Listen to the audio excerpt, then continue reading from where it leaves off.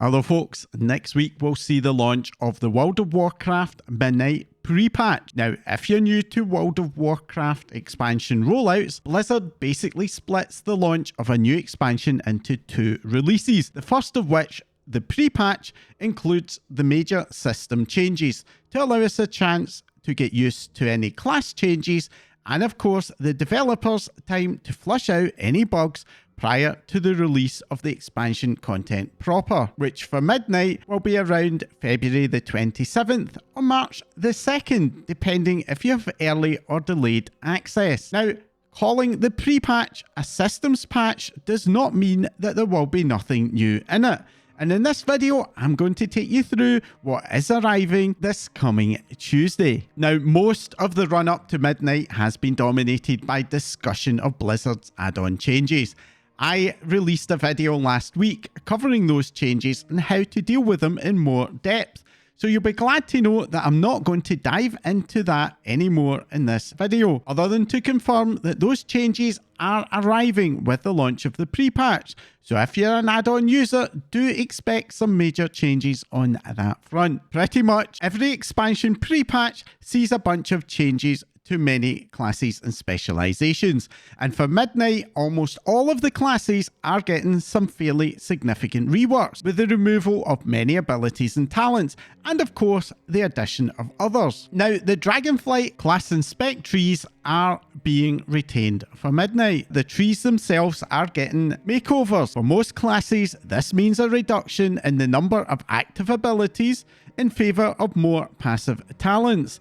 The goal of the WoW developers is less about pruning and more about removing rotational bloat and having less things that we need to track and micromanage, something that will of course be very welcome in the new weak order less world. As you might expect, some classes are impacted a lot more than others, but overall you can expect to have a few new empty spaces in your action bars. Now, one thing that will be staying is our hero talents. And in fact, we're all going to be getting 3 new talents to choose from. As we level up in Midnight proper, we'll be getting more points to spend in that hero talent section, along with a bunch of other points for our class and specialization trees as well. But for the pre-patch, this does mean that we will have to pick and choose which of the hero talents we want to use. Now, you may also have heard about the new Apex talent system. This is a set of 3 new talent nodes that will be added to a specialization tree. These are not going to be available during the pre-patch, as they unlock as we level up in Midnight proper. Now, the class that is getting the biggest changes of all is Demon Hunter, with the addition of a new third specialization called Devourer. This is a Void-themed mid-range DPS spec with all of Demon Hunter's signature mobility.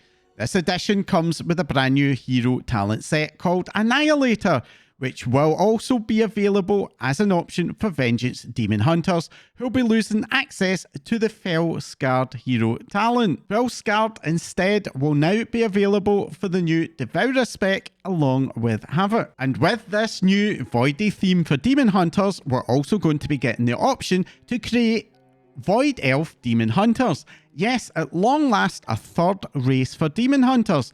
This is of course an alliance only option. Sadly, the Nightborn are not going to be getting to join the ranks of Illidan's favourite children, at least for now. Now, the other really big change for your character that you will notice when you log in is a stat squish. If you're new to stat squishes, basically the game's damage and health numbers have been getting bigger and bigger over time, and to offset that in the Midnight pre-patch, our character's stats, health and item levels are all going to be significantly reduced, with the War Within's maximum item level of 730 dropping down to just 170 in the pre-patch. To offset this, enemy damage and health is also being drastically reduced. The developers' goal is that we should not notice anything other than our numbers being a little bit smaller. Of course, in practice, as many old hands to World of Warcraft will know, while that will mostly be true for current content, older content scaling can get a bit messed up by a stat squish, so don't be surprised if some older dungeons and raids suddenly feel a bit harder, or maybe perhaps, if we're lucky, a lot easier than they currently are. For me though, the most exciting change to come in the pre-patch is going to be to the Transmog system. Now, if you've heard that Transmog is going to become free, I do have a bit of bad news for you, as that's not strictly true. But let's dive in to what the changes actually are. Currently, Transmog is applied to our individual gear items, which means that if we get an upgrade, we have to reapply that Transmog. With the Midnight pre-patch though, this is going to change to apply to the slots instead. What this means is that if you equip a gear upgrade, the Transmog will automatically be applied to that new item, so no need to visit a transmogrifier and no ongoing costs to do this. To support this change, we're going to be getting a brand new set of outfit slot, and we'll start out with 2 of those slots already unlocked for free. But if you want to have more options, then there is going to be an escalating cost for unlocking more, and you will be able to unlock up to 50 in total. Now, if you're a completionist and want all of those slots unlocked, the bad news is that it is going to set you back just over 2 million gold. But because that is an escalating cost, as long as you can make do with fewer slots, it doesn't have to be ultra expensive. For example, unlocking 10 slots in total will only cost you 12.6 thousand gold, and unlocking 20 only costs 163,000. And these unlocks are going to be account wide. So if you unlock 10 slots on your main, all of your alts are also going to have 10 slots available to use with no additional charges. On top of that, there is still going to be a transmog cost for applying appearances into these new slots. Applying a full set of gear along with weapons will cost you around 1.7 thousand gold. And of course, if you're setting up multiple outfits, that will be 1.7 thousand gold for each outfit that you set up. But here's a bit of good news. Once you set those up, you can switch between those outfits completely free. And while you do need to visit a transmog vendor to set them up initially, you will be able to swap between your outfits at any time you want. Now, while you will be able to swap between those sets manually, the aspect of the new system that is certainly most exciting for me is the new ability to swap outfits automatically based on where or what your character is doing via the new Situations tab. This offers a bunch of options which you can use to control when a particular outfit set is active, including things like being in a raid, dungeon or delve, or even the type of mount that you're on. And that latter does mean that you can now automatically don a diving suit on an underwater mount if you want, or perhaps have a cozy onesie in your house, along with some stylish townswear when you're in a rested area. And if you've ever fancied the ability to have a random outfit option, if you select multiple outfits for the same set of situations, the game will then choose one of those at random. Now, beyond those major changes, much of what we're used to with the transmog system is going to remain in place. For example, you'll still be able to set up outfits slot by slot or apply a full gear set in its entirety. And your existing transmog outfits that are set up under the current system, you will now find in a brand new custom sets tab, which will allow you to create some additional looks for future use without the need to spend any gold to unlock those additional outfit sets. Now, overall, with this new system, there is going to be a higher upfront cost for setting up your transmogs. But over the long term, the savings from not having to pay gold every time you get a gear upgrade will, I think, for most players, more than offset that cost, especially during the level up process. That is, as long as you're not a completionist who must have all of those 50 slots. Personally, I doubt that many people will ever need more than maybe 10 slots. So unless you're a person who wants to change your transmog every day, I'd not worry about how much it's going to cost you. It really won't be an issue. Now, while pre-patches always focus on game system changes, that doesn't mean that we're not going to get any new content at all, as the developers always manage to slip in some kind of special pre-patch event. And this time around, that's going to be set in the Twilight Highlands. The new event is called Twilight Ascension and is expected to launch 1 week after the pre-patch proper, starting on January the 27th. This starts with a short quest line beginning in Stormwind or Orgrimmar and leads you over to the Twilight Highlands, where we have to deal with a familiar old enemy, Twilight cultists, who have been presumably stirred up by all of Xal'atath's voidy shenanigans. Completing that quest line will take you around 20 minutes or so and will unlock new world quests and rare events in the Twilight Highlands, along with 2 once per week warband quests and a cool new title, Definitely Not a Cultist. All of this content will award a brand new currency, Twilight Blades Insignia, which can be used to purchase a ton of cosmetic rewards, including a new mount, the retrained Skyrazor for 100 insignia, a cool Twilight Cultist Transmog set for 40, and a weapon set for another 40, along with 3 pieces of housing decor and 3 battle pets. On top of that, you'll also be able to buy 1 out of 1 champion, that's item level 121, upgradable to 144, warbound gear for your level 80 alts. And this gear also has an additional chance to drop from the rare events. And finally, there's also another mount, the Lightforge mech suit, which is rewarded from an achievement called 2 Minutes to Midnight, which requires that you defeat every rare. That is all 19 of them. Now, for the most part, the rare events all have a similar spawn cycle to the rares from the Shadowlands pre-patch event, which means they will be spawning in a strict rotation of 1 every 10 minutes. This does mean that once the pre-patch goes live, it won't take very long to figure out the precise timetable for those rares to spawn, which should make it a lot easier to tick off all 19 of them. The rare events themselves all follow roughly the same pattern. You get a zone-wide announcement followed by a 3-stage event. Stage 1 is to fill a bar to disrupt the Twilight cultists. Stage 2 is to kill 32. Stage 2 is to kill 3 mini rares that are shielding the main rare. And stage 3, of course, is to defeat that rare to profit. There is one exception to this design, and that is the Voice of the Eclipse rare. Every hour on the hour, Ephemeral Void will start spawning in the cultist camps around the rare events. And what you need to do is to just click on the orbs to destroy them, and destroy enough and you'll summon that rare Voice of the Eclipse. What this means in practice is that if you want to complete the achievement in a single sitting, it's going to take you around 3 hours to do. And I'm pretty sure that there will very quickly be some guides, or perhaps even an add-on, to tell you the timetable for when the rares spawn, which will help you to mop up any stragglers that you miss on your first round. Overall, I do think that this event is a bit of an improvement in what we've had for the last couple of expansion pre-patches, albeit it's still not up to the high water mark that was Battle for Azeroth's War of Thorns event. Back in the Shadowlands pre-patch event, that 10-minute rare rotation encouraged players to gather in the same place,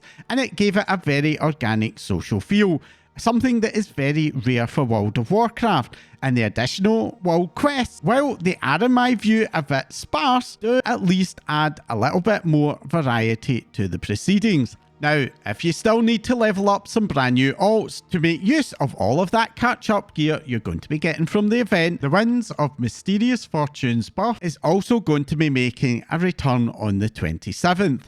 Winds of Mysterious Fortune grants a 20% XP buff along with a 50% reputation buff. And while it's not confirmed by Blizzard for this particular event, the last outing of Winds of Mysterious Fortune also saw additional reward satchels drop from NPCs while you were leveling up.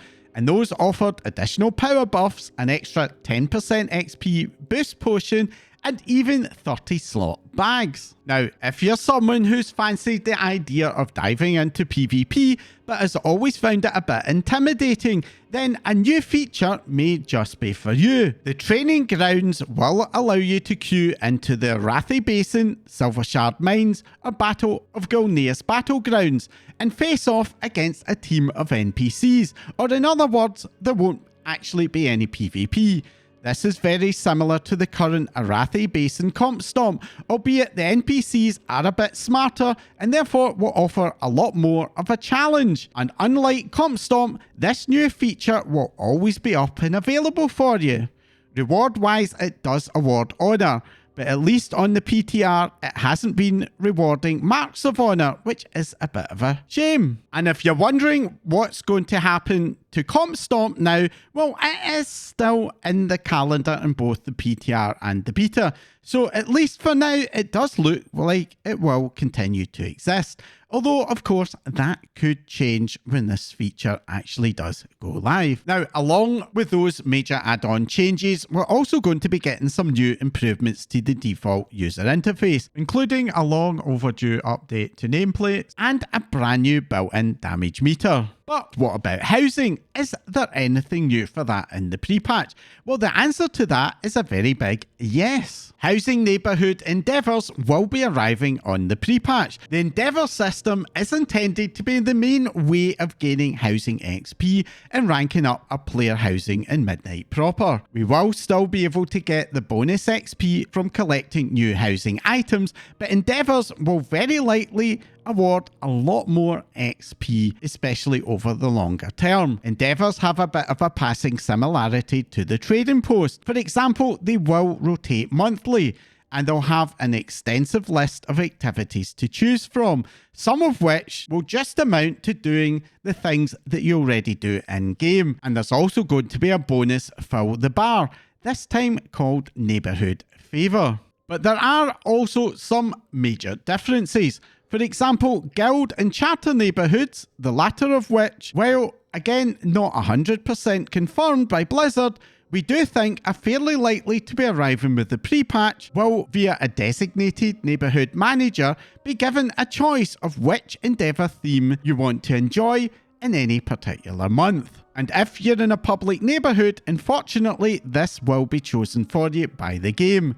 But it does mean that different neighbourhoods will have different endeavours active, and you will be able to visit your friends' neighbourhoods to take part in those other endeavours and to get some alternative rewards if the endeavour in your neighbourhoods isn't to your taste. As you probably already guessed by now, once the endeavour is active, you mainly progress by completing those endeavour tasks, which will advance the main progress bar. Now, one difference with the trading post is that this bar is a shared progress across all of the entirety of the neighbourhood, but at the same time, you'll also be getting some personal rewards as you complete each individual task, including gold, personal housing XP, even character XP, and the new Endeavour currency system called Community Coupons, which you'll be able to spend on some of the Endeavour's themed rewards. And if you do any of the activities with a group of at least 2 other players from your neighbourhood,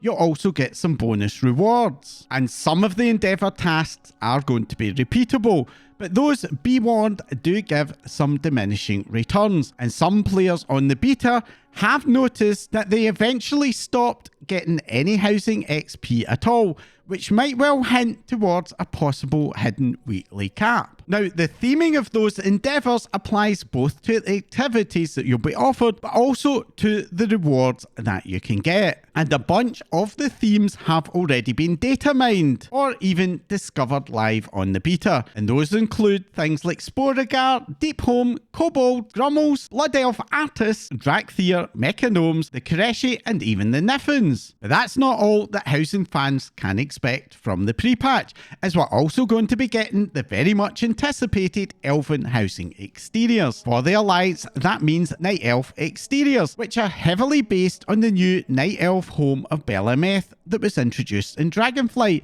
and I do think that these models work really well for player housing. And for the Horde, well, it's going to be Blood Elves, inspired by the soaring towers of Silvermoon. Now for me, the Horde are for sure getting a much better deal here, as these new options are gorgeous and super intricate in their design, and I think that these are going to be very welcome for pretty much everyone who is not a fan of the current Orc roundhouse design. And I have a sneaking suspicion that we can expect that most toured neighbourhoods are going to end up looking like an outpost of Silvermoon. And if you're more an interior design fan, then you'll also be very happy, as there are an absolute metric ton of new housing decor items being added, not just for the new content, but also from legacy expansions. The introduction of Endeavours is going to noticeably increase the amount of housing XP that we're able to earn. And with a lot of players having already maxed out their housing progress, the good news is that we're going to be getting an extra 4 levels, taking us up to a total of 9. As to what we can expect to get, well, you can look forward to a very substantial increase in your decor and room placement, taking the limits all the way to at least 4,340 for decor and to 95 for rooms. And there are also some new rewards in the track that do imply that this limit could be getting increased even further. And on top of that, one of the new rewards is a size increase for the housing exteriors with the addition of a medium option. Now, I haven't been able to rank my house up on the beta to see what this looks like, and I haven't seen anyone who has, but any increase in size is for me very welcome, as my current house exterior just feels kinda too small for what's inside. And that's it for my pre-patch guide. What do you think of the new event? Let me know in the comments down below. If you found this preview helpful, entertaining, or even just plain annoying, then let me know by hitting that like icon. And if you want to support my channel to grow and help me to make more of these videos, along with my other content, then hit that subscribe button right now before you forget. If you don't want to miss out whenever I release a new video, then as well as subscribing, you can follow me in social media for updates. My links are in the description. That's all for now. Thanks for watching.